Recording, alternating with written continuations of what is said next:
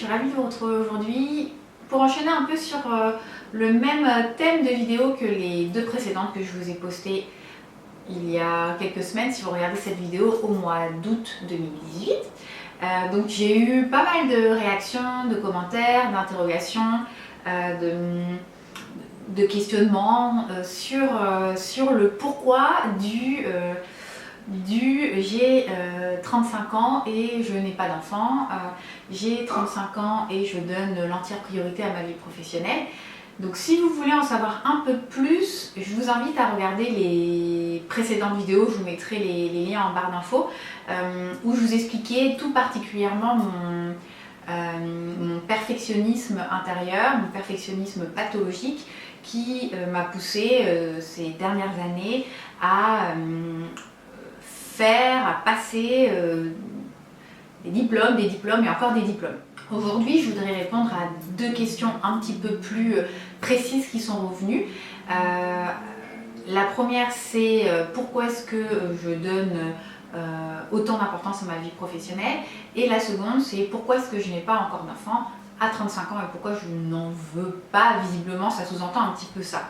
Avant toute chose, je voudrais vous préciser qu'il est important dans notre société aujourd'hui, en 2018, d'être, je dirais, tolérant et de ne pas être en permanence dans le jugement de ce que fait l'autre.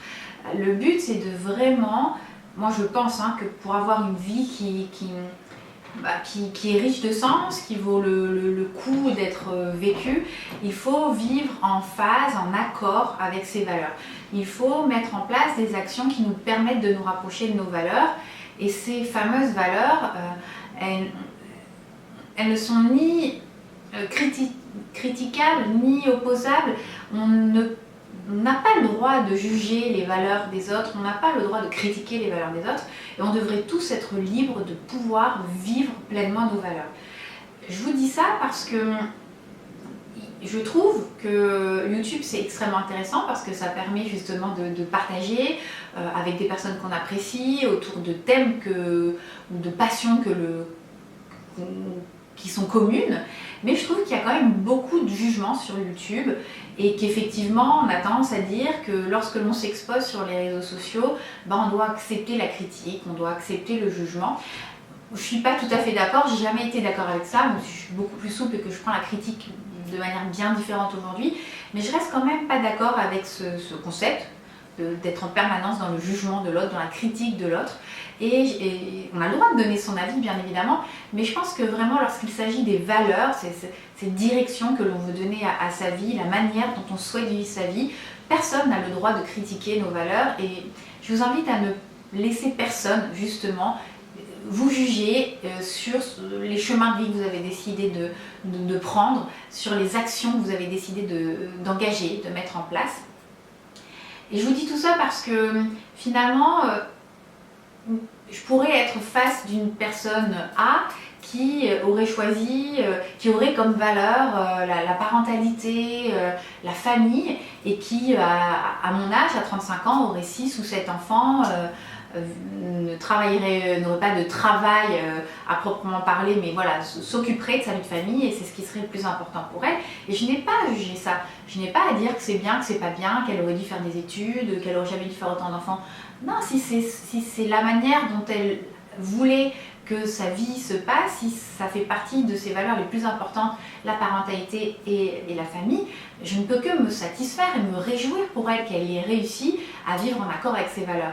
Et de la même manière, une personne B qui aurait comme valeur sa vie professionnelle, d'être compétente, d'être carriériste, si ça c'est la valeur la plus importante pour elle et que c'est ce qui la fait vibrer et qu'elle a 42 ans et qu'elle n'a pas d'enfant et qu'elle est pleinement épanouie dans sa vie professionnelle et éventuellement dans son couple, si par exemple son conjoint partage aussi les mêmes valeurs et que lui, la parentalité, ce n'était pas quelque chose d'important pour lui, eh ben, je ne peux que me réjouir pour eux. Et je n'ai pas à juger le fait que cette femme a gâché sa vie, qu'il y a des gens qui ne peuvent pas avoir d'enfants et qu'elle pouvait en avoir et qu'elle n'en a pas eu, qu'elle est égoïste. Non. Et je vous invite vraiment à essayer de changer un petit peu d'état d'esprit vis-à-vis de l'autre et de ne plus vous positionner. Je sais que c'est pas évident parce qu'on a quand même la critique facile, le jugement facile, surtout quand on est face à quelqu'un qui est opposé à nous, qui a des valeurs complètement contradictoires avec les nôtres. On aurait tendance, de manière un petit peu impulsive, à juger cette personne. Et je vous invite à essayer de prendre un petit peu de recul et juste vous poser la question, mais finalement, si ce sont ses valeurs, si elle les a choisies librement, si elle est heureuse comme ça, finalement, je n'ai plus qu'à me réjouir pour elle. Et vous verrez que vous vivrez beaucoup mieux. Voilà, c'était la petite aparté que je voulais faire. Donc je vais resituer un petit peu le contexte pour celles qui me connaîtraient peut-être pas depuis longtemps, mais je sais que la majorité des personnes qui me suivent, et d'ailleurs je vous remercie, vous me suivez depuis le tout début de ma chaîne, donc ça fait plus de 6 ou 7 ans je pense, depuis 2011. Donc vous avez appris à me connaître au travers mes vidéos et mon évolution. Pour replacer brièvement le contexte, parce que c'est ce qui va me permettre de vous expliquer pourquoi est-ce qu'aujourd'hui j'ai fait de ma vie professionnelle ma priorité, avec des nuances. Hein. Si vous regardez les précédentes vidéos, vous comprendrez un petit peu le cheminement que j'ai fait ces derniers mois. Je suis donc une jeune femme de 35 ans, je suis en couple, donc en août 2018, au moment où je tourne cette vidéo, je suis en couple depuis un peu plus de 5 ans. Nous sommes fiancés depuis bientôt 3 ans, nous ne sommes pas mariés, nous n'avons pas d'enfants. Mon compagnon, donc Monsieur Doudou pour les intimes, a 1 an de moins que moi, donc il est né en 84. Moi je suis née le 27 mars 1983 et lui il est né en septembre 84. Donc nous sommes tous les deux réunionnais, 100% réunionnais. Je suis ce qu'on appelle d'origine réunionnaise, mais je suis yap, je suis blanche. Mais en soi, on pourrait dire, même si ça ne se voit pas, que je suis plus ou moins métisse parce que du côté de ma mère, c'est des Yap, donc ils sont tous blancs, blonds, yeux clairs, bleus, verts. Et du côté de mon père, ils sont beaucoup plus foncés, peau très mate, cheveux noirs, yeux noirs. Bon, moi je suis ressortie comme ça, voilà, hein, c'est les mystères de la génétique. Et mon compagnon, qui est aussi 100% réunionnais, est d'origine indienne, donc il est Malbar. Pour ceux qui connaissent un petit peu les appellations, les différentes appellations qu'on donne à la Réunion en fonction de vos origines. Donc moi je suis Yab, Y-A-B, et lui il est Malbar. Voilà. Donc nous vivons à Paris depuis 3 ans maintenant. Et je pourrais dire que j'ai eu une enfance extrêmement... J'emploie le terme parce que je pense que c'est celui qui convient et j'en ai conscience, privilégiée. J'ai eu une enfance dans une île, voilà, sur l'île de la Réunion, avec les traditions réunionnaises, comme on peut les imaginer peut-être. Et je n'ai jamais connu ma mère travailler. Enfin, je n'ai jamais vu ma mère avoir une activité professionnelle à proprement parler. Hein. Je conçois tout à fait qu'être une femme au foyer, c'est un travail à temps plein, même je dirais, qui demande sans doute beaucoup plus d'efforts. Pourquoi? Parce que, encore une fois, j'ai grandi vraiment dans un environnement très traditionnel réunionnais et c'était très courant que la femme ne travaille pas. Et moi, c'est ce que mon père a demandé à ma mère. D'arrêter de travailler, de mettre sur pause sa vie professionnelle pour se consacrer à sa vie familiale, à élever ses enfants. Je suis la première de ma fratrie. Ma mère m'a eue, elle avait 26 ans, 25 ou 26 ans, en tout cas c'est la période où elle était enceinte où elle m'a eue. Et puis elle a eu très vite mon premier frère, qui lui est né en juin 84, donc on a vraiment que pas grand chose d'écart, hein, vraiment très peu de mois d'écart. Et puis on a eu un petit frère sur le tard, 10 ans plus tard, qui est né en 93, et j'ai une demi-sœur qui est plus âgée que moi, qui a 5 ans de plus que moi, qui est la fille de ma mère. Donc je n'ai jamais connu ma mère avoir une activité professionnelle, et donc je l'ai toujours vue s'occuper de nous. Et petite, voilà, je n'avais pas l'impression qu'elle en souffrait. Voilà, c'était tout à fait naturel pour moi de voir ma mère s'occuper de nous et on a eu une enfance vraiment incroyable parce qu'on a pu faire énormément d'activités. Je faisais du conservatoire, du piano, du solfège, de la chorale, j'ai fait de la danse classique, de la danse contemporaine, j'ai fait tellement de choses, du tennis, c'est vraiment le sport que j'ai gardé d'ailleurs jusqu'à adulte.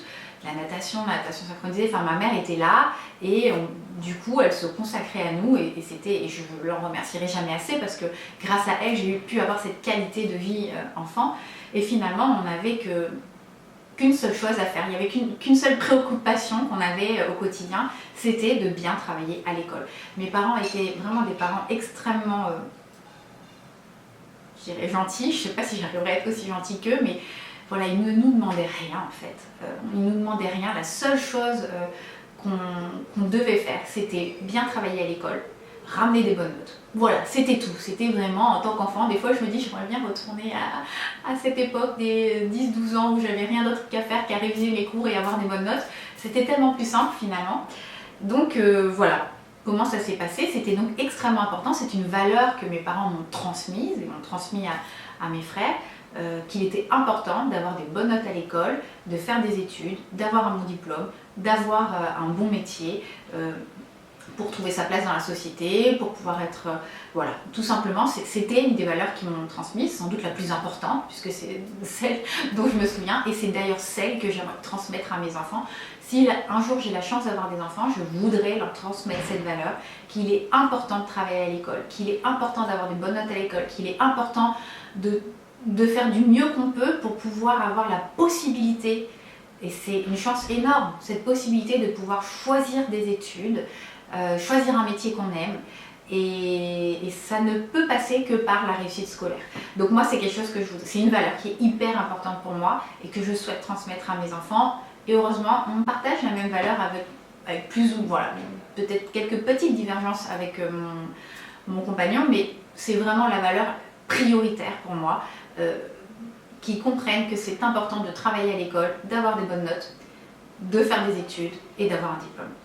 Donc ça s'est passé comme ça pendant toute mon école primaire, tout mon collège, et puis arrivé au lycée, il y a eu une espèce de changement de paradigme peut-être. Mon père et ça je vous en avais parlé dans les précédentes vidéos, ce qui est ressorti chez lui, c'est vraiment ce côté compétiteur, perfectionniste, et il me demandait toujours plus en fait. C'est-à-dire que j'avais beau être une très bonne élève, être dans les meilleurs de la classe, il fallait, si j'avais ramené un 18, la question, enfin c'était même pas c'est bien ma fille, c'était c'est quoi la meilleure note? Est-ce qu'il y a quelqu'un qui a eu mieux que 18? Et j'adorais ça, au final, je peux dire que j'adorais ça parce que j'ai moi-même ce tempérament de compétiteur, je suis perfectionniste et finalement c'était un petit peu la course vers l'avant, et j'avais envie de faire plaisir à mon père et j'avais envie de me faire plaisir à moi-même, et ça me faisait plaisir d'avoir des très bonnes notes. Alors je dois dire que j'étais une élève qui était très studieuse, très scolaire, et que j'aimais ça tout simplement. Et je peux tout à fait comprendre qu'il y ait des gens qui ne soient pas faits pour les études, que ça n'intéresse pas, et qui sont plus techniques, plus manuels, ou voilà, on ne peut pas être doué dans tout. Hein. Moi j'étais nulle je peux vous dire, hein, mes cours de piano c'était l'horreur, mes cours de solfège c'était l'horreur, la danse c'était l'horreur. Il y a plein de choses dans lesquelles je suis vraiment nulle, hein, je le reconnais, mais les études, oui c'était mon truc, et encore, je peux vous assurer que tout ce qui était matière littéraire, j'étais vraiment pas brillante. Je travaillais pour avoir des 14, 15, allez 16 maximum, mais tout ce qui est langue étrangère, j'ai un niveau très très faible en langue étrangère, et j'espère d'ailleurs ne pas transmettre ce niveau à mes enfants et faire en sorte qu'ils aient un bien meilleur niveau que moi. En français aussi, j'avais un niveau très faible, c'était très difficile pour moi d'avoir des notes correctes. Mais par contre, effectivement, dans les matières scientifiques, je pense que j'avais ça en moi. Oui, j'étais une très bonne élève. Et ça me convenait très bien en fait, hein, ce deal qu'on avait fait avec mes parents. Finalement, on te laisse faire tout ce que tu veux dans ta vie. Voilà, je ne manquais de rien. Mais en retour, il fallait que j'ai de très bonnes notes. Et avec ce poids que mon père commençait à m'imposer, d'être, pas seulement d'avoir des très bonnes notes, mais d'avoir la meilleure note, c'était très difficile pour mon père. Encore aujourd'hui, il est très pudique sur ses sentiments, de me féliciter en fait. Et je sais que dernièrement, il l'a fait par message et ça m'a fait tellement plaisir qu'il me dise qu'aujourd'hui il était hyper fier de moi, de tout ce que j'ai pu accomplir, que effectivement je me suis créé mon propre métier, je suis sortie des sentiers battus, j'ai repassé des diplômes, et alors qu'on aurait pu, voilà, j'aurais pu me contenter de ce que j'avais, c'était déjà très bien, mais j'ai voulu faire autre chose, j'ai voulu faire mieux, et le message qu'il m'a écrit m'a tellement touchée, parce que c'est tellement rare que mon père me félicite de quoi que ce soit. À l'oral, c'est très très rare, mais alors là à l'écrit peut-être que c'était plus facile pour lui, mais ça m'a fait tellement plaisir, Et rien pour ça, je suis contente d'avoir fait ça. Donc ça, c'est la première chose, j'ai eu cette pression supplémentaire de mon père. Et ma mère, il s'est passé quelque chose d'assez... ça a été quand même un peu difficile à gérer, malaisant, comme diraient les jeunes. C'est-à-dire que ma mère qui vivait très bien le fait d'avoir arrêté de travailler parce que son mari lui a demandé de s'être occupé de ses enfants, à cette période, avant que j'ai donc mon petit frère de 10 ans, non, j'avais déjà mon petit frère, il était tout petit. D'ailleurs, c'était un des événements déclenchants. Je pense que quand ma mère nous a vu grandir avec mon premier frère, elle s'est dit, bah, finalement, je ne travaille pas, mes enfants commencent à être grands, ils ont 10 ans, ils sont autonomes, mais finalement, je fais quoi? Et c'est là qu'elle a eu envie d'avoir mon petit frère. Et ça a relancé un petit peu la machine, c'est un petit peu sa raison de vivre, de se dire finalement, ben voilà, j'ai pas arrêté de travailler pour rien. Et donc ma mère m'a tenu ce discours pendant tout mon lycée que ce qui était le plus important pour une femme aujourd'hui, c'était d'être indépendante financièrement, c'était d'avoir un titre, d'être reconnue socialement, de ne pas dépendre de son mari. Et elle m'a rabâché les oreilles avec ça et je me souviens qu'elle me le disait tout le temps et que dès que je lui parlais de mes petites histoires d'amour, parce qu'on était très proches, je me disais mais les garçons on s'en fiche, voilà, le plus important c'est pas de trouver quelqu'un, le plus important c'est que tu réussisses tes études, que tu fasses des belles études, que tu aies un beau diplôme, un beau titre et que tu puisses être indépendante. Et je pense que ça m'a marquée et je pense qu'elle à cette époque, elle avait un petit peu le retour de bâton, je pense qu'on grandissait tous. Moi et mon frère, on s'apprêtait à partir faire nos études. Mon petit frère avait 8 ans à peu près. Et je pense que même si mon père ne lui a jamais fait ressentir ce fait qu'elle était plus ou moins, dirons-nous, dépendante de lui, parce que franchement, elle décidait de tout, j'ai l'impression quand même dans leur couple. Elle, en tout cas, elle le ressentait peut-être de l'entourage. On vivait dans un milieu social forcément qui ressemblait à celui de mes parents. Donc il y avait beaucoup de personnes qui avaient... des titres, voilà, des médecins, des pharmaciens, des notaires, voilà. Et je pense peut-être qu'elle se sentait elle-même, hein, sans qu'on lui fasse ressentir ce type d'émotion, je pense qu'elle se sentait un petit peu rabaissée du fait de ne pas avoir de titre, de ne pas avoir de métier, et finalement d'avoir des enfants qui étaient suffisamment grands pour s'occuper d'eux tout seuls, et que elle avait peut-être un peu l'impression de, voilà, qu'est-ce que je fais de mes journées, à part jouer au tennis, faire du Scrabble et aller boire du thé avec mes copines, enfin je sais pas. Je pense qu'aujourd'hui, on n'en a jamais vraiment parlé, puisque malheureusement ma mère n'est plus là aujourd'hui. C'est une discussion je pense que j'aurais beaucoup aimé avoir avec elle à l'heure actuelle. Mais voilà, donc c'était vraiment quelque chose qui était hyper important pour elle et jamais j'aurais pu la décevoir. Alors, bien évidemment, ça allait très bien avec l'état d'esprit dans lequel j'étais. J'avais envie de faire des grandes études, j'avais envie d'avoir un beau diplôme, un titre, un beau métier. Donc ça ne me dérangeait pas, mais le fait de voir ma mère comme ça, mais je me suis promise d'être la personne qu'elle voulait que je devienne et que finalement je voulais aussi devenir, donc ça tombait bien, de ne jamais dépendre d'un homme. Et je pense qu'aujourd'hui, il y a vraiment une mutation dans notre société actuelle. C'est vrai que peut-être que les hommes aujourd'hui doivent être un petit peu perturbés vis-à-vis des femmes qui sont... c'est un petit peu comme si c'était un gros mot d'être carriériste quand on est une femme. Et je pense que certains hommes doivent être un petit peu perturbés quand ils tombent sur des femmes qui ont ce profil justement de femmes indépendantes, carriéristes, qui gagnent peut-être plus d'argent qu'eux, qui ont des positions, des statuts plus importantes. Et je pense que ça doit peut-être perturber certains hommes, et moi en tout cas, c'est quelque chose qui ne me pose aucun problème. D'avoir plus de diplômes, d'être mieux payé, d'avoir un meilleur boulot, enfin voilà, pour moi c'était un de mes objectifs principaux, c'était ça. Et j'aurais pas pu décevoir ma mère. Ni mon père d'ailleurs, ça n'était pas passant, ni mon père.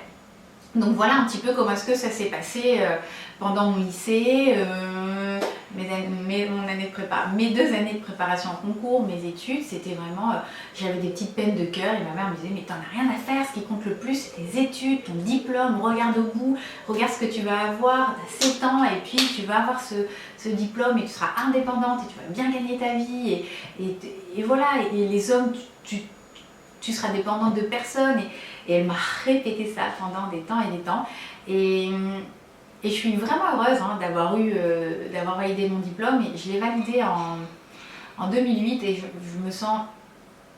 Le seul regret que j'ai, c'est que j'ai validé mon diplôme de pharmacien en 2008 et j'ai vu la fierté dans le regard de mes parents, mais malheureusement, j'ai passé ma thèse l'année suivante, en 2009, et malheureusement, j'ai perdu ma mère en mai en mai 2009 et elle n'était pas là pour ma thèse. Et je pense que c'est sans doute un des plus grands regrets que j'ai en moi, de me dire qu'elle n'a pas vu ce moment, elle ne m'a pas vu soutenir ma thèse, elle ne m'a pas vu prêter serment et que je sais qu'elle aurait été tellement heureuse de voir ça. Mais bon, on ne choisit pas, voilà, on choisit pas ce qui nous arrive dans la vie malheureusement.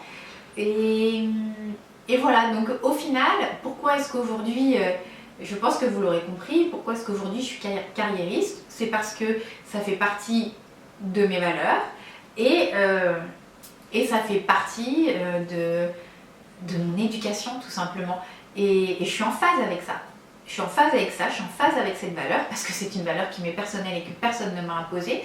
Et je suis en phase avec cette éducation parce que je compte bien la reproduire avec mes enfants. Bien évidemment, je vais leur essayer de leur transmettre d'autres valeurs comme la bienveillance, le non-jugement, il y a plein d'autres choses que je vais leur transmettre. Mais ça fait partie de mes valeurs les plus importantes et c'est aussi le système d'éducation dans lequel j'ai été, dans lequel j'ai grandi, dans lequel je me suis épanouie. Voilà, donc je peux concevoir que pour d'autres, ce n'est pas du tout ce qu'ils veulent transmettre, ce ne sont pas leurs valeurs, ce n'est pas le mode d'éducation qu'ils veulent pour leurs enfants, mais moi en tout cas c'est celui que j'ai eu, c'est celui qui m'a permis d'être ce que je suis aujourd'hui et c'est celui que je reproduirai avec mes enfants. Donc je pense que vous avez la réponse à pourquoi est-ce qu'aujourd'hui je suis carriériste, pourquoi est-ce qu'aujourd'hui c'est important pour moi, ma vie professionnelle. Alors, en sachant que, oui, bien évidemment, au-delà de ça, ma mère, son deuxième souhait, c'était d'être grand-mère. Et quand j'ai eu fini mes études, j'avais 25 ans quand j'ai eu fini mes études. Voilà, le diplôme était là, la chose la plus importante était là, je travaillais, j'avais une bonne situation. Maintenant, on passait à l'autre étape qui était celle d'avoir des enfants. Et je m'étais toujours dit, j'aurai mes enfants... j'aurai le premier à 27 ans, ça correspond bien, j'ai fait des longues études, voilà, le temps de se poser, de revenir à La Réunion. Et puis je ferai le deuxième vers 30 ans, et pourquoi pas un peut-être un peu sur le tard si j'ai 2 filles ou 2 garçons, parce que j'aimerais quand même bien dans ma tête avoir la paire, le choix du roi. Et donc j'étais bien partie pour ça, j'étais avec mon compagnon précédent, avec qui je suis restée à peu près 6 ans je pense. Et ce qui s'est passé, c'est que j'ai donc perdu ma mère. Et en fait, j'ai perdu tous mes repères. Donc ça m'a complètement bouleversée. Je me sentais plus capable d'être mère sans qu'elle soit là pour m'accompagner. Et puis, ça a aussi beaucoup perturbé mon couple, mes choix de vie. Si vous voulez en savoir un petit peu plus sur la manière dont ça a perturbé mon couple, je vous invite à regarder ma vidéo Dear Me, qui m'avait beaucoup coûté à faire à l'époque et vous avez été nombreuses à apprécier cette vidéo, à rebondir dessus. Je vous mettrai le lien de la vidéo Dear Me dans la barre d'infos. Mais voilà, donc tout a été perturbé, j'ai été un petit peu dans le flou technique, ça a été une période de ma vie très très compliquée, on va dire de 2009 à 2011, ça a été compliqué en fait. Et donc tout a été mis en stand-by, il n'était plus question de se marier, il n'était plus question d'avoir d'enfants, il n'était plus question de rien du tout. Et puis quand j'ai commencé à reprendre pied en 2011, là j'ai découvert la micronutrition. Et ça a aussi tout bouleversé parce que je me suis rendu compte que finalement le métier que j'avais ne me convenait pas, que j'avais envie de devenir expert en micronutrition et donc du coup forcément c'est comme si je me relançais dans tout un cycle d'études comme lorsque j'avais 18 ans, sauf que je n'avais pas 18 ans, j'avais 27 ans à peu près. Oui c'est ça, j'avais 27 ans et forcément devenir expert dans une discipline qui est quand même complexe, ça demande des sacrifices, ça demande des études, ça demande de l'investissement. Et donc, de nouveau, je me suis replongée tête baissée, comme si ma mère était derrière moi à me dire écoute, tu veux devenir expert en micronutrition, c'est ça qui compte le plus, c'est d'abord ça, et tu verras ensuite les copains et les enfants et la vie familiale. Et voilà, et puis avec le côté perfectionniste, compétiteur, et les années sont passées.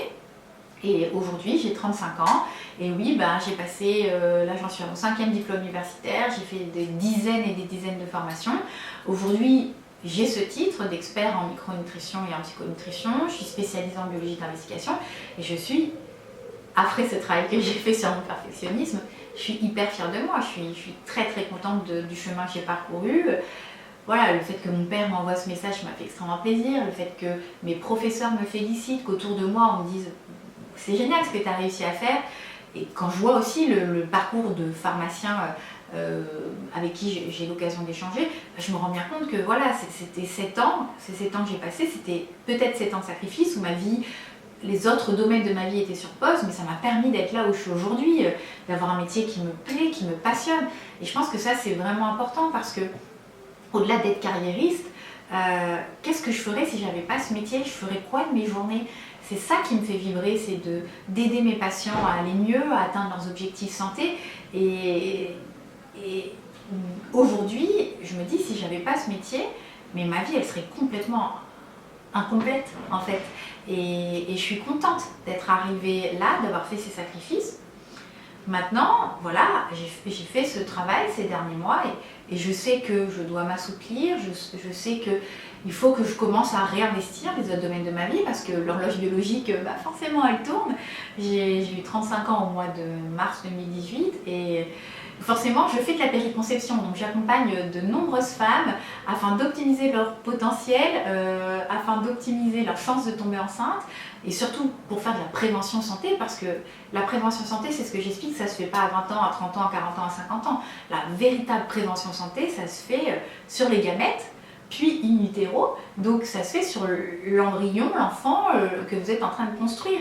Donc si vous ne mettez pas en place l'environnement micronutritionnel optimal pour le développement de cet enfant, ben oui, effectivement, il aura plus de risques de développer une maladie atopique, de l'asthme, de l'allergie, de l'eczéma, du surpoids, de l'obésité, du diabète. Donc oui, ça se passe in utero. Donc forcément, moi j'ai bien conscience de tous ces troubles de la fertilité. Il y en a de plus en plus aujourd'hui, que ce soit chez l'homme ou chez la femme. Je vous rappelle que mon compagnon a 34 ans déjà.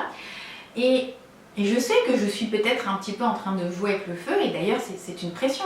Je veux des enfants, comme je vous l'ai dit, j'ai toujours voulu avoir des enfants. Pour moi, et c'est toujours inconcevable de finir ma vie sans enfants. Mais si je me regarde et si je suis honnête avec moi aujourd'hui, à l'heure actuelle, j'ai 35 ans, j'aurais aimé avoir 10 ans de plus pour pouvoir faire toutes les autres choses que j'ai envie de faire avant d'avoir mes enfants. Mais je veux avoir des enfants et j'espère que je pourrai en avoir. Donc, oui, forcément aujourd'hui, avec la pression de l'horloge biologique, et je suis bien placée pour savoir que les troubles de la fertilité, c'est pas une vue d'esprit, il y en a de plus en plus et effectivement mon potentiel aujourd'hui à procréer diminue de mois en mois, d'année en année et aujourd'hui j'ai décidé de laisser la vie me donner ce qu'elle veut me donner en fait. J'ai décidé d'arrêter de calculer, d'arrêter de repousser et on verra ce qui se passera. En tout cas, forcément, en tant qu'expert en micronutrition, j'ai fait faire tous les bilans à mon compagnon. Je le complémente parce qu'il n'a pas une superbe hygiène de vie. De mon côté, j'ai modifié ma complémentation pour l'orienter périconception, pour faire en sorte que si jamais je dois avoir un enfant dans les mois, dans les années qui viennent, j'ai tout ce qu'il faut en moi pour pouvoir construire un individu qui aura un potentiel santé optimal, un potentiel cognitif optimal.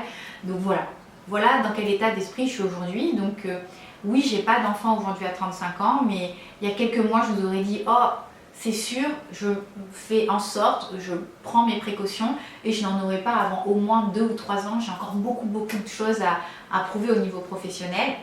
J'ai envie de passer un Master 2, j'ai envie de passer une thèse, voilà. » Aujourd'hui, après le travail que j'ai réalisé sur moi et sur mon perfectionnisme, j'ai pris conscience quand même de l'importance, et je le savais pourtant, de cette horloge biologique. Et aujourd'hui, j'ai plutôt un discours beaucoup plus souple où je laisse la vie m'apporter ce qu'elle veut. Si je tombe enceinte dans quelques mois, je serai très contente. Si c'est dans quelques années, je serai aussi contente. En tout cas, j'ai fait les choses bien.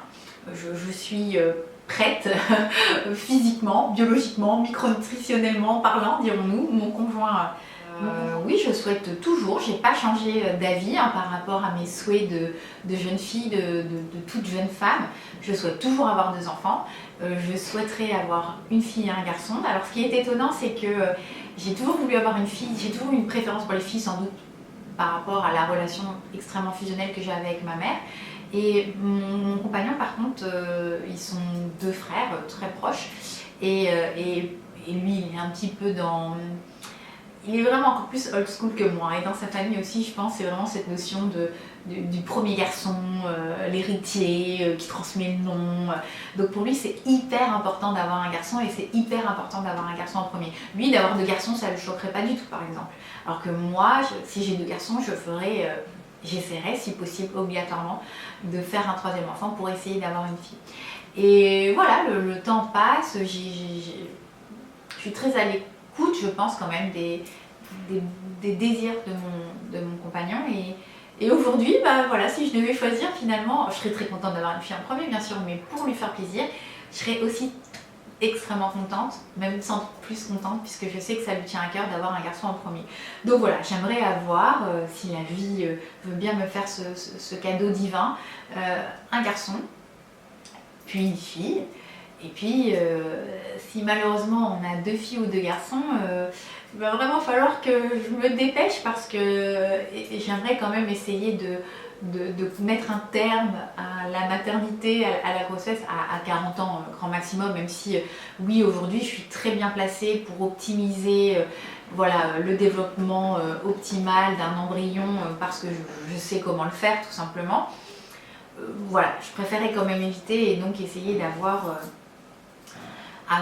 deux enfants de sexe opposé dans les années à venir. J'ai 5 ans encore quand même devant moi, donc je ne suis pas pressée, mais je suis sereine. Je suis sereine et beaucoup plus ouverte à cette possibilité. Alors vous voyez comme quoi dans la vie, on a, surtout plus jeune, on imagine qu'est-ce que ça serait une vie idéale pour nous et puis parfois on fait des choix, on fait des mauvais choix, pas forcément des mauvais choix mais des choix qui font que finalement on est amené à faire demi-tour, à prendre une autre direction et oui peut-être que forcément si j'avais choisi d'autres études à 18 ans je les aurais finies plus tôt et si j'avais pas perdu ma mère je me serais peut-être mariée aussi plus tôt mais je n'aurais jamais rencontré mon compagnon actuel et peut-être que j'aurais eu mes enfants effectivement à 27 et à 30 ans mais la vie fait que voilà j'ai malheureusement si je pouvais je donnerais tout hein, pour que ma mère ne soit pas partie je vous assure